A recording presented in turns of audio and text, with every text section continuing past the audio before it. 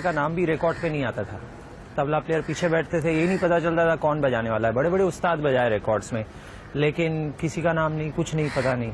जब ये आए तो एक ऐसा उन्होंने एक मिलनसारी संगत का बजाना शुरू किया रविशंकर जी के साथ, अली अकबर खान साहब के साथ, बेलायत खान साहब के साथ, कि लोगों को एक अलग ही अंदाज का गाना बजाना सुनाई दिया, जिसमें कि तबला प्लेयर का भी एक महत्व सामने आया और उनको पता चला कि ये एक पूरा एक मिल के गुलदस्ता बनता है। ये ऐसा नहीं है कि रविशंकर जी बजा रहे हैं और बाकी क्या हो रहा है, कुछ नहीं। तो ये जो एक कंट्रीब्यूशन जो उन्होंने किया है अपना, तबले को एक ऐसी जगह दी कि आज को पूछते हैं लोग कि तबला प्लेयर कौन है, कौन बजाने वाला है।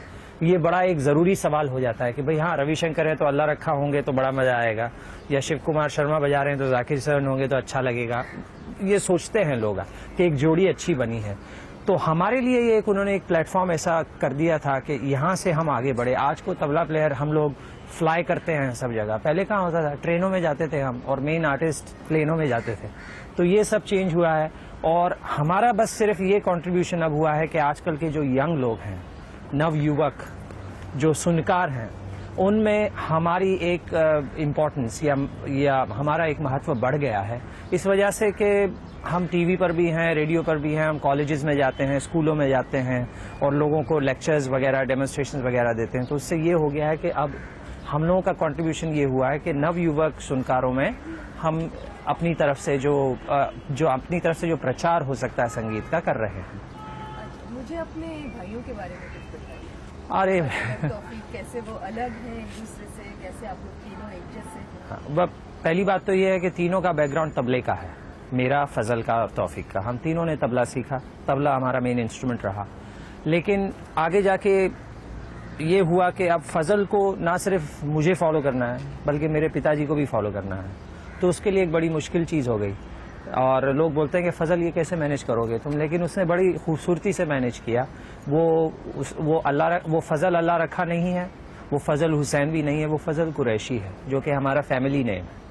तो उसने वो किया, लेकिन अपना एक अच्छा उसने अपने आप को इस्टेब्लिश कर लिया, लोगों के साथ बजाता है, शिव जी, हरि जी, अमजद भाई, सब लोगों के साथ बजाता है और टूर करता है। और उसने अच्छा अपना एक रियाज कर करके एक अच्छा स्टैंडर्ड बना लिया। तो अब तबले में हमारी फैमिली में मैं बजा रहा हूँ या वो बजा रहे हैं, तो ये अच्छा है। लेकिन अब तीसरे अगर तौफीक भी यही करने लगते तो मुश्किल हो जाती। तो तौफीक ने अपना एक अलग एक अंदाज कर लिया, उसने अपने आप को एक परकशनिस्ट बना लिया। मतलब हर तरीके का रिदम का साज वो बजाता है, और वो चाहे इलेक्ट्रॉनिक रिदम हो या अकूस्टिक रिदम हो, ऑर्गेनिक हो, तबला हो या ढोलक हो या बोंगो हो या पैड्स हो या क्या क्या है, सब बजा लेता है। और उसने अपना एक नया मुकाम बनाया जिसमें वो अपना संगीतकार भी बन गया है और अलग अलग सीरियल्स में म्यूजिक देता है, थिएटर्स प्ले में म्यूजिक देता है और टीवी एड फिल्म्स वगैरह का भी म्यूजिक करता है और बहुत बजाता है। तो उसने अपना एक अलग दुनिया में अपने आप को जमा लिया है। तो हम लोग एक दूसरे से अलग इस तरह हुए कि वो एक वर्ल्ड वाइड परकशनिस्ट बन गया है। फजल ने अपने आप को दोनों जगह रखा है, क्लासिकल में भी और फ्यूजन में भी। वो उसके कुछ ग्रुप हैं स्वीडन वगैरह में बजाता है, और मैं आजकल ज़्यादातर कंसंट्रेट करता हूँ क्लासिकल म्यूजिक पे, क्योंकि मैं वो फ्यूजन वगैरह कर लिया 10-12 साल पहले, सब हो गया। तो अब मेरी कोशिश यही रहती है कि मैं ज़्यादा से ज़्यादा क्लासिकल या शास्त्रीय संगीत पर ही लगा रहा हूँ। तो ये हम लोगों का डिफरेंस रहा है। एज डिफरेंस तो बहुत है। जब फजल पैदा हुआ तो मैं ऑलरेडी करीब 11.5-12 साल का था, तो एक तरह से मैं चचा ही हो गया समझो। तो मेरे सामने ही बड़े हुए हैं और रियाज वगैरह भी देख दिखा के ही किया है। तो हमारी रिलेशनशिप भाई की तो है ही, लेकिन एक तरीके से एक सीनियर मेंबर, जूनियर मेंबर, क्योंकि पिताजी हमेशा बाहर रहा करते थे टूर में, तो सीनियर मेंबर मेल मैं ही था घर में। तो वो एक रिलेशनशिप और बनी हुई है, बस ये। अच्छा, मैंने एक इंटरव्यू में पढ़ा, आपने बात की थी कि कैसे आपका जो फ्यूजन म्यूजिक है वो एक रिफ्लेक्शन है आपकी साइकी के मॉडर्नाइजेशन। और थोड़ा सा हमें हिंदी में समझा देंगे कैसे? कोशिश करता हूँ। क्या है कि फ्यूजन म्यूजिक जो है, अब जैसे मैं हूँ, मैं कहीं गया चलने फिरने के लिए, तो एक चीज देखी या कुछ हुआ, एक वाकया देखा, तो उससे प्रभावित होके कोशिश करी कि वो जो वाकया हुआ है वो किसी तरह मैं अपने संगीत में उसकी प्रचार करूं, तो या उसका प्रचार करूं, सॉरी। तो यही है फ्यूजन का भी तरीका। पूरे वर्ल्ड में घूमे, हर जगह का संगीत सुना, देखा, सीखा। तो अब कोशिश ये है कि अपने अपने इंस्ट्रूमेंट के थ्रू उस संगीत को थोड़ा सा अपने संगीत से मिलाकर प्रस्तुत करने की एक चेष्टा, मेरी कोशिश यही है। तो उसका मतलब यह है कि जो अलग अलग तरीके के मेरे साथ वाकयात हुए हैं, जिनसे मैं प्रभावित हुआ हूँ, वो चाहे संगीत हो या आर्टिस्ट हो या उसका घर हो, किसी के घर गया हूँ, या उसका देश हो जिसमें मैं गया हूँ, वहाँ के तरीके और अलग अलग खाने या अलग अलग लोगों से मिलना या दोस्त अहबाब तो ये सब जो मुझे देखने को मिला और समझने को मिला, वो सारे एक्सपीरियंस मेरे म्यूजिक में आते हैं। तो एक तरह से मैं ही हूँ, लेकिन मैं अलग अलग अलग अलग अलग अलग तरीके की जगहों पर हूँ। तो उसका मुझ पे क्या प्रभाव पड़ा है और वो मेरे संगीत पर क्या रोशनी डालता है। तो ये जो एक साइकी है, ये हर तरीके के आर्टिस्ट का यही है कि जो भी उसके साथ होता है पूरे वर्ल्ड में, वो कहीं ना कहीं से संगीत में नजर आता ही है। क्योंकि हमारा जो म्यूजिक है, संगीत है, वो इमोशनल बेस्ड है, मूड बेस्ड है, रस है ना, करुण रस और श्रृंगार रस और विभत्स रस, सारे रस उसमें हैं। तो सब संगीत में आते हैं। तो ये जो सारे एक्सपीरियंसेस हैं, वो सब संगीत में प्रस्तुत किए जाते हैं। आप तो बहुत फेमस हैं, सब आपका म्यूजिक बहुत पसंद करते हैं। Thank you and thank you very तो मच। आपको लगता है कि आपने अपना म्यूजिकल क्लाइमैक्स आपने अचीव कर लिया, या कुछ ऐसी पर्टिकुलर आपके एम्स हैं, गोल्स? किसी ने एक शेर कहा है ना कि सितारों के आगे हैं जहां और भी क्या, ऐसे कोई शेर था। तो मैंने तो अपने लिए गोल्स बनाना बंद कर दिया। क्योंकि पहले सोचा करता था कि भाई रविशंकर जी के साथ बजा लेंगे तो बस हो गया, पुण्य, सारा काम हो गया। लेकिन वहां पहुंच के पता चला कि अभी तो काम शुरू हुआ है। तो ऐसा सोचा कि भाई अब क्या करें, अगर गोल बना लेंगे अपने लिए तो वहां पहुंच के फिर आगे जाने के लिए परेशान हो जाएंगे, या बड़ा दुख होगा कि भाई यहाँ तक आ गया, अब तो और भी है, अब क्या करूं। तो अब जैसे होराइजन है, तो वहां जाएंगे तो पता चला कि अभी तो दुबई दूर है। तो उसी तरह से संगीत में भी यही है कि मैं जितना भी करूंगा, आगे जाके और एक रास्ता नजर आएगा कि बस अब इधर भी चला जाए। तो ये हर तरह की, मतलब ये एक क्या कहते हैं, ये एक ढूंढना है, ये एक क्वेस्ट जिसको अंग्रेजी में कहते हैं, दिस इज अ क्वेस्ट। तो अब ये क्वेस्ट चलती रहेगी, जहां तक मुझसे होगा मैं ले जाऊंगा। मेरे पिताजी जहां तक ले गए, तबले को ले गए, वहां अब हमने लिया है। फजल, मैं और भी इतने सारे तबला प्लेयर बजाते हैं, और अब हमारे बाद कोई और जहां तक हम ले जाएंगे उसके आगे जाएगा।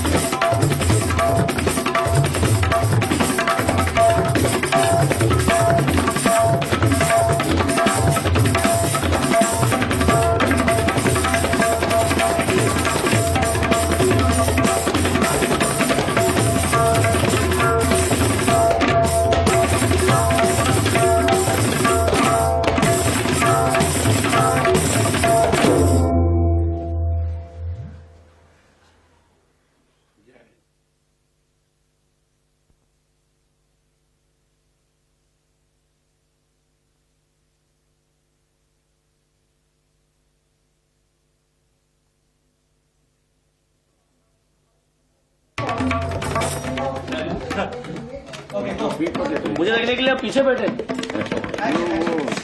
Okay, ready?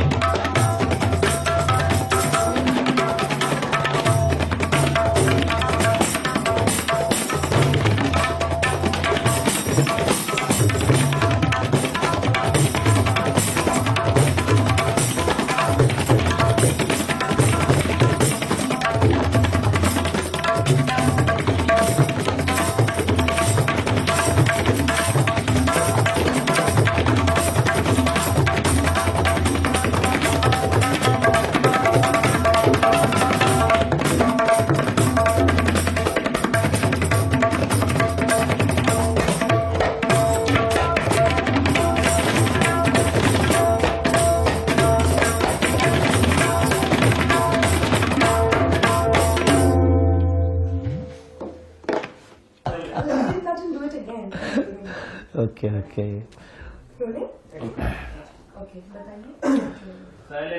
तो शुरुआत तो एक मिनट वापस, सॉरी। Okay, ready? तो शुरू किया था अब्बा जी के पास सीखना बचपन में ही, लेकिन जब मैं कॉलेज में आया तो वहाँ के माहौल के एक इन्फ्लुएंस से वहाँ मेरा जो परिचय हुआ वेस्टर्न म्यूजिक के साथ, मतलब वैसे यहाँ पे भी जब मैं बचपन में घर में अब्बा जी के रिकॉर्ड्स जो उन्होंने वेस्टर्न म्यूजिशियंस के साथ बजाए हुए हैं, जाकिर भाई का शक्ति का एल्बम, अब्बा जी का बड़ी रिच के साथ जो उन्होंने किया हुआ है, वो सब सुनता रहता था एंड उससे मैं बहुत इन्फ्लुएंस होता था वेस्टर्न म्यूजिक के लिए। और मेरी बड़ी इच्छा होती थी कि मैं भी कुछ ड्रम्स बजाऊं और कॉन्गास बजाऊं ऐसे। और कॉलेज में जब मैं आया तो मेरा जो म्यूजिक, मैं सैंटाना जैसे ग्रुप्स, बॉनी एम और फिर जॉन मैकलॉफ्लिन्स महाविष्णु ऑर्केस्ट्रा, इन सबको सुनना मैंने शुरू किया। तो मेरा जो झुकाव हो गया वो इंडियन म्यूजिक की तरफ रहते हुए भी बहुत सारा वेस्टर्न म्यूजिक की तरफ आने लगा। और उसी वक्त के दौर में मैंने ऑर्केस्ट्रास में बजाना शुरू किया। और ऑर्केस्ट्रास में क्या था कि कॉन्गास, ड्रम्स, तुम्बा, ये सब इंस्ट्रूमेंट्स में जाके बजाता था, जो मुझे उस वक्त बजाने नहीं आता था, लेकिन वहां जा जाके उनको देख देख के और कैसेट्स, एल्बम्स सुन के मैंने ये सब इंस्ट्रूमेंट्स बजाने शुरू किया। और जाकिर भाई ने बहुत पहले जब उन्होंने ये देखा कि मेरा वेस्टर्न म्यूजिक की तरफ इतना जा रहा है ध्यान, तो उन्होंने मुझे एक छोटे से बॉन्गोस ला के दिए और उन्होंने मुझे बताया भी कि देखो ये ऐसे बजाना चाहिए। और उनका डीगा रिदम बैंड करके था जो पूरा परकशन ओरिएंटेड फ्यूजन बैंड था, तो वो एल्बम मैं बहुत सुना करता था। और उन्होंने मुझे काफी बताया कि ये कॉन्गास है, ये है, कॉन्गास में ऐसे इस तरह के बोल होते हैं, टेक्निक ऐसा होता है, बॉन्गो ऐसे बजता है, और टिम्बाल ये और ये। और ही इज ऑल्सो, वो भी काफी ऐसे मल्टीपर्पज परकशनिस्ट हैं। तो उनके साथ बात करके सुन के मैं फाइनली, मेरा जो पूरा जो झुकाव था वो वेस्टर्न म्यूजिक की तरफ हो गया और इंडियन म्यूजिक पीछे चला गया। फिर तो इलेक्ट्रॉनिक इंस्ट्रूमेंट्स आ गए, मैंने वो देखा, मैंने खरीदा इंस्ट्रूमेंट। पहला इंस्ट्रूमेंट भी मुझे जाकिर भाई ने ला के दिया, इलेक्ट्रॉनिक इंस्ट्रूमेंट। और फिर तो ऐसा हो गया कि लाइक आई पूरा इनटू सीक्वेंसिंग और रिदम प्रोग्रामिंग में मैं आ गया। और बस इसी तरह से मैं कंपोजिंग में घुस गया। इट स्टार्टेड ऑफ, मतलब हॉबी के तौर से शुरू हुआ, शौकिया। कॉलेज में जाते थे, इसकी रिकॉर्डिंग बजाना है, उसकी रिकॉर्डिंग बजाना है, और शौक से ये अभी एक प्रोफेशन बन गया है। Is it also true that you felt that at a certain stage?